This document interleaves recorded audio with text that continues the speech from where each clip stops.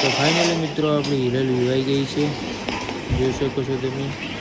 વાસુડો આપ્યો છે અને મસ્ત મજાનો લાલિયાનું રિઝલ્ટ છે. હવે ગાય કમ્પ્લીટ ચોખ્ખું કરી દે તાણે આખો વાસુડો દેખાશે. બતાવું તમને ચોખ્ખો થઈ જાય એટલે. કલર તો એકદમ લાલ છે. માથું ઓટો છે ખેવામ કેવરાવતું મેં કીધું વારું કોણ છે.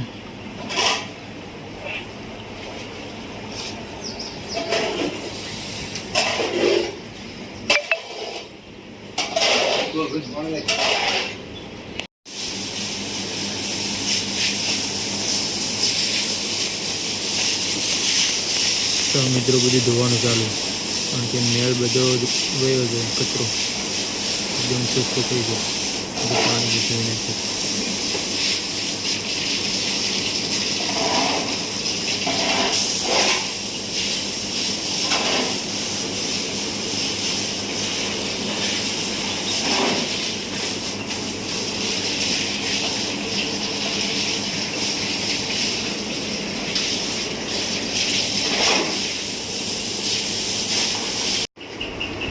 તો આપણા જોડે જે લાલો છે આ એનું ભૂગર છે, કમ્પ્લેટ લાલા જેવું ભૂગર છે અને કલર કમ્પ્લેટ લાલિયા જેવો છે.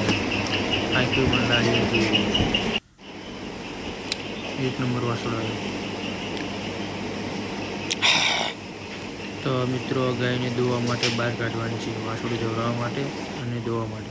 કારણ કે અહીંયા પાકામાં દૂધનું મારીએ તો પાકામાં પડે તો પગ ભાગે, એના કરતાં બહાર વાસળું જવરાવીએ અને બહાર શીરું કાઢીએ. આને આહોર બહુ આવ્યો છે, તો હવે આને ઠંડા પાણી રેડવું પડશે અને ઠંડો બરફ ઘસવો પડશે, આને આહોર ઉતરશે.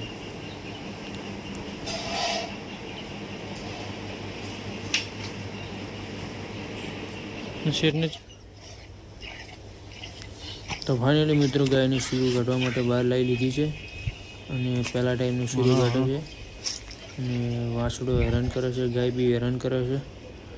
અને એક ટાઈમનું શીરું આજ તો ઓછું કાઢવાનું છે, કારણ કે જે મેલ પડ્યો નથી, બહુ તોફાન કરે છે. અરે ચીડિયું છે, કારણ કે કોઈ દિવસ દૂધનું વાળ્યું નથી ને એટલે આટલું શીરું છે એક ટાઈમનું. આજ અંદર રાખવાનું છે, કારણ કે જે મેલ પડ્યો નથી.